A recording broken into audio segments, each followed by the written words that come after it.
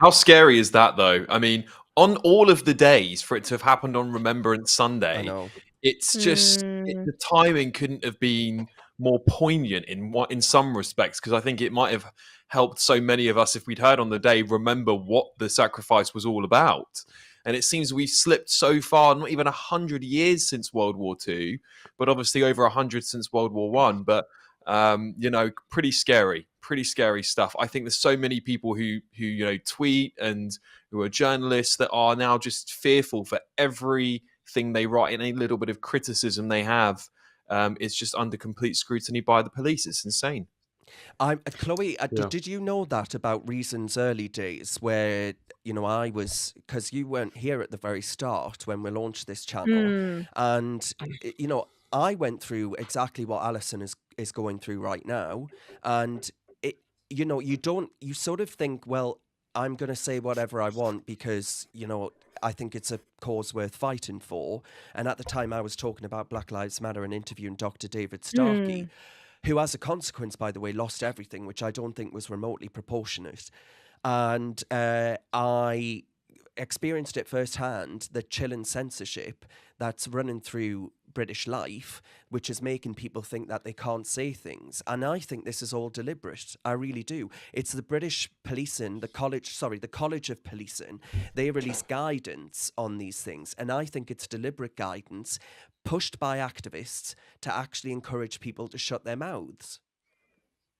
I mean, it is really, really scary what is happening, and we had this big scare about free speech during the riots, but we've now been given a big reminder that this is not over. I know you had nightmares with that interview that you did, Darren, but I didn't realize you had one of these non-crime hate incidents lodged against you. And I mean, when we were looking at the riots, we were seeing people being locked up in prison for posts which supposedly incited violence. Now, plenty of those, I do not think that they incited violence. I think it was quite a stretch to say that they did. But those are the ones which the police considered to be on the serious end, and you do actually deserve a criminal record for. Whereas these non-crime hate incidents, these are being handed out left, right, and centre. They are Like sweets. giving out tens of thousands of these a year. And so if they think that a post that you have made is, quote, prejudice, they can give you a non-crime hate incident. And you might think, oh, well, the clue's in the word non-crime. You're not a criminal. But this will come up on a DBS check. Now, I've had to do DBS checks for all sorts of work that I've had to do. I work with children, with tutoring and sports coaching. I could be banned from doing those things Yeah. Yeah, altogether yeah, yeah. because someone who is a kind employer, if you have a DBS check and something like this comes up, they might be kind enough to let you explain, and they might look at the tweet that you've put up and say, and like, if they're not on board with all the woke nonsense, they might let it go. But realistically, any employer, if someone gets off any flag whatsoever on their DBS, they're not going to pick you. They will pick somebody else with a clear DBS check. It is not worth the crazy hassle. Yeah. So, just because of one little tweet that's considered prejudice, I mean, that's so vague. You could lose your hopes of ever getting a proper job again, which I think is genuinely terrifying. Yeah. By the way, quick question to the panel. Can you actually hear me? Yeah. Because a I lot of the can, yes. comments are saying that I'm very quiet, which isn't a complaint that I often get, I must say. But anyway, Darren quiet compared to Chloe. Maybe I'm too shouty and I need to shut up a bit. who knows? Anyway, right. Moving on. I believe in the equality of the sexes, so be as shouty as you like.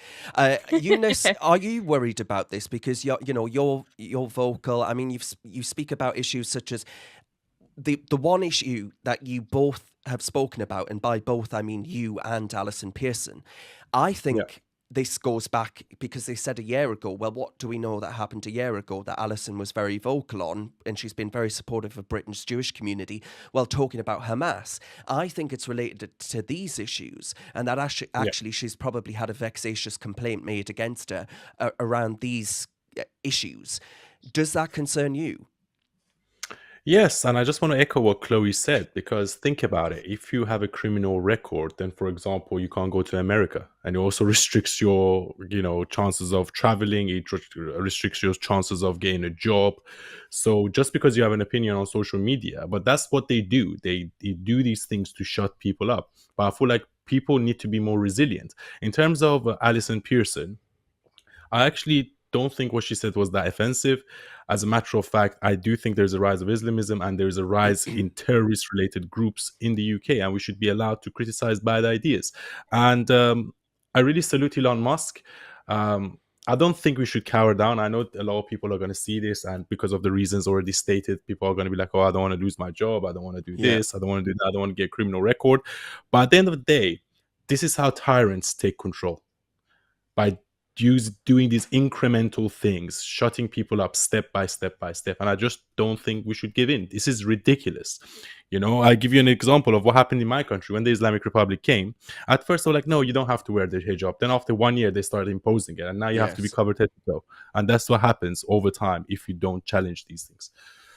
Yeah, I mean, where do we go from here then, do you think? Because this isn't going to get better under Sir Keir Starlin, right? This is going to get a hell of a lot worse. I mean, I posted yesterday saying, Chairman Mao came for the farmers. You go back throughout time, all of these communist leaders came for the farmers. They're coming for the farmers. Well, guess what? They also came for speech. They also came for dissenting voices of speech that were against the regimes of that time, because in speech they are able to criticize and bring them down, and they want full control. So where does it go from here? Because we're playing out the communist rule book, really. Yeah, and I'm quite sad that we always speak about the same thing over and over and over and over again every single week in this podcast, but that's the pressing issue. Our freedom of speech is being taken away from us.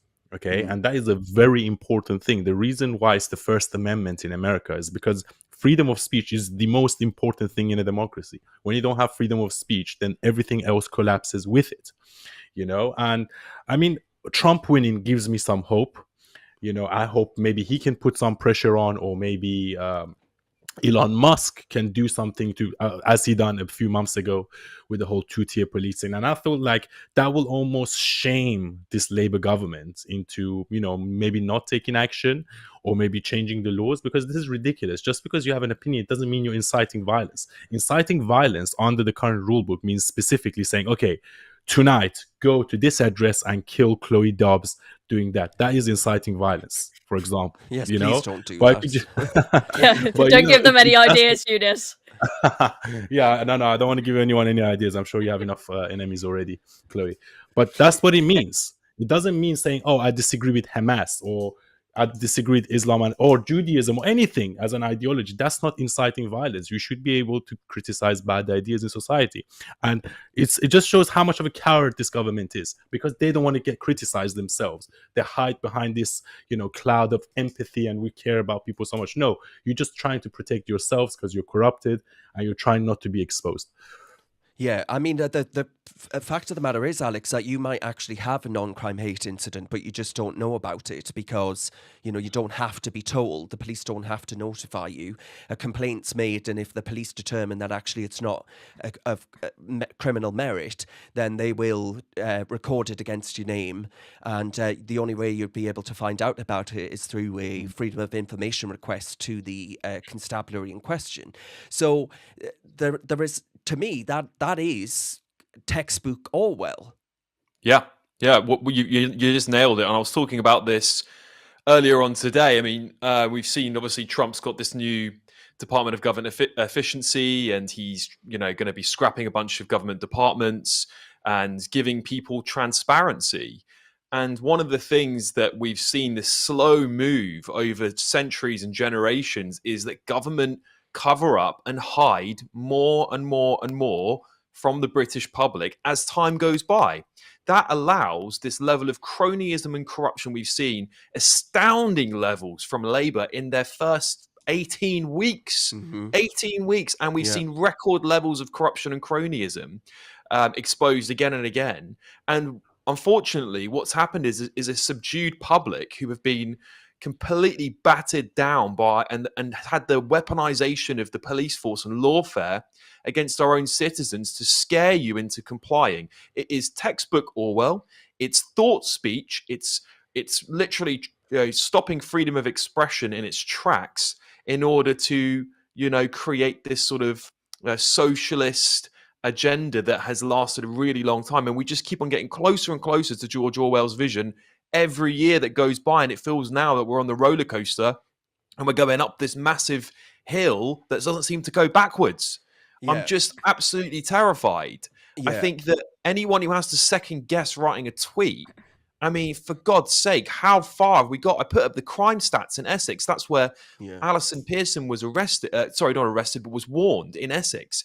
And they have like a 2.5% record rate of solving vehicle crime, for God's sake. It's getting crazy, Darren. It's getting absolutely ridiculous. Stop policing tweets, police the streets. Alex, if you look on the other, there were 2 Telegraph articles on this today, and if you look at one of the other ones that I did a video on, they compared the stats to 2016, and the stats on vehicle theft, like the number that I responded to or whatever, has fallen from 2016 from 9% to 2.7%. I think it's important to recognise how big of a drop that's been.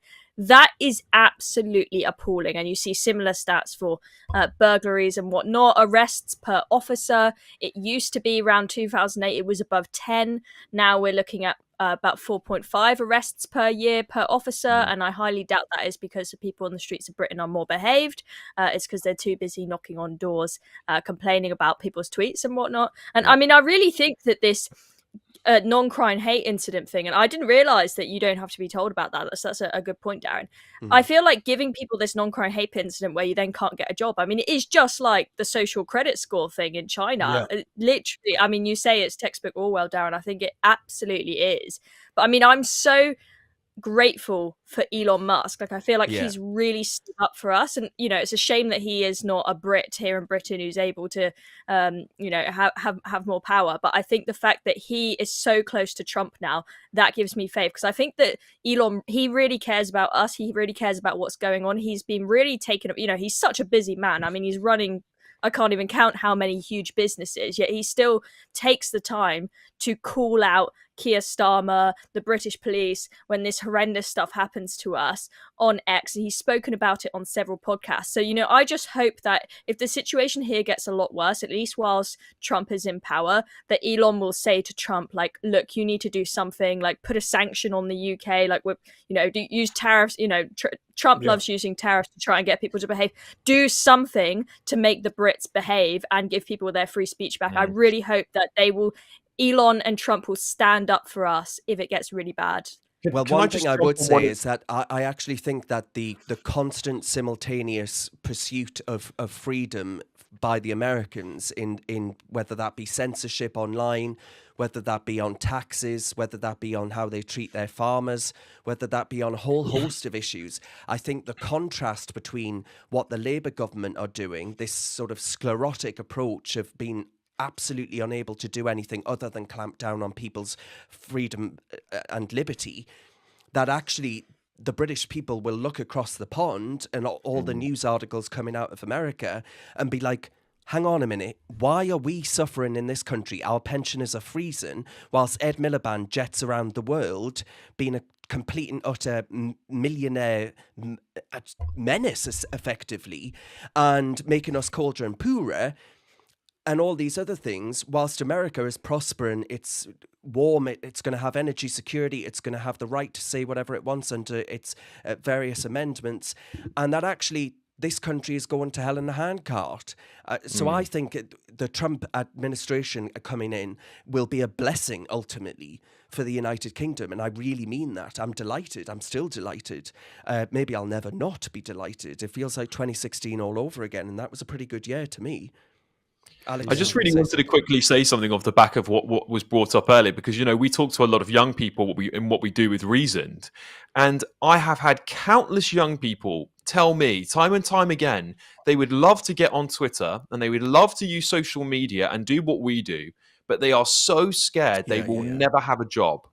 That is not something that is shared by the left. And that should very quickly tell everyone that's listening to this podcast exactly where the two-tier justice of our country falls. If you have right-wing opinions and you have opinions that are anti-immigration, you are seen as a racist. You can be locked up. You can have a police knocking at your door. You may never get a job again. That is what two-tier justice is in this country. You can critique some things, but if you're on the far left, you can critique everything. You can critique absolutely everything and get away with it. That is two-tier justice. I mean, can I one just of our add the last viewers, 2 Paul, points says that you 400 guys just hang touched on. on it quickly? But Yeah. Eunice, Eunice, hang on. I'm just going to read out this tweet from this YouTube post, rather, from Paul, who says 400 people that's what I jailed was in gonna Russia for speaking out against the government. 3,000 of them have been jailed here for speaking out against the government. I mean, it really does make you think.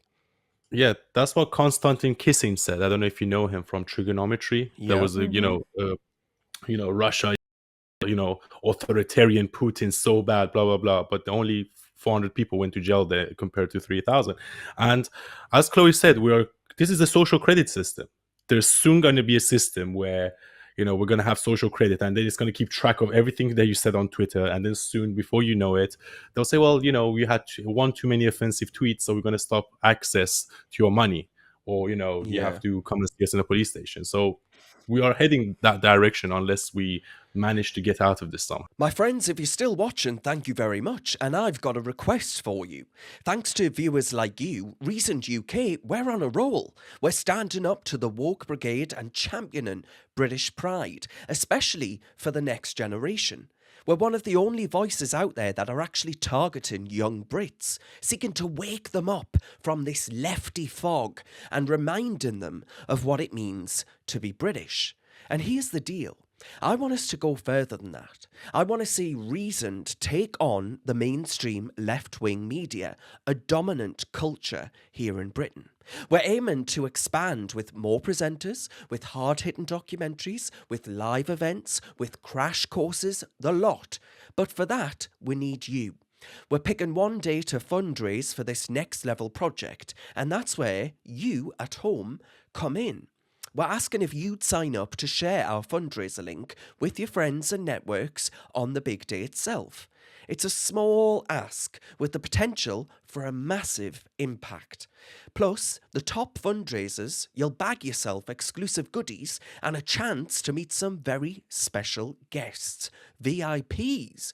More importantly, you'll be standing with us, rallying young Brits to the values that make this country great, as much as the left try and destroy it. So if you're in, click the Google form in the description below, drop in your details, and I'll be in touch.